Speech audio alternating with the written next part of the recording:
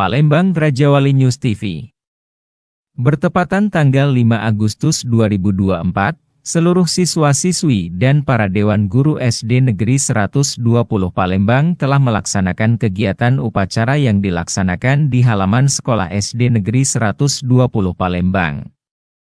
Kepala Sekolah SD Negeri 120 Palembang Neni Amani SPDI mengatakan, kegiatan upacara ini adalah kegiatan rutin setiap hari Senin, jadi para siswa-siswi dan para dewan guru semuanya harus ikuti upacara.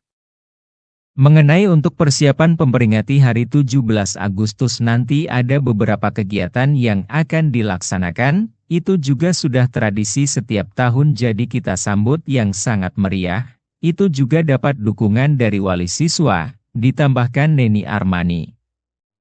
Mengenai prestasi yang didapatkan semasa menjabat banyak sekali yang didapatkan salah satunya adalah lomba O2SN baik itu tingkat kota bahkan sampai tingkat kecamatan, ujarnya. Harto, melaporkan dari Palembang, Sumatera Selatan. Siswanya ya, kami berusaha untuk yang terbaik ya, sesuai dengan peraturan pemerintah. Ikuti kurikulum baru, kurikulum merdeka ya. Juga gurunya ya, ibu juga berusaha ya supaya pendidiknya berkualitas ya. Contohnya ya alhamdulillah ada yang masuk ke banyak yang P3K yang honor-honor kemarin kan. Untuk menghadapi 17 Agustus ini, kegiatan-kegiatan yang disiapkan oleh sekolahan SD 120 sendiri seperti apa? Sama seperti tahun-tahun kemarin, kami berusaha mengikuti lomba-lomba yang diadakan untuk menyemarakkan 17 Agustus ini.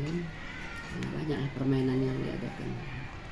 Dukungan dari wali siswa sendiri terkait untuk 17-an, terkait lomba-lomba ini seperti apa pun? Kalau walinya pada ya merespon baik, mendukung semua mereka. Semenjak ibu ini menjabat di SD 120 sendiri, prestasi yang didapat?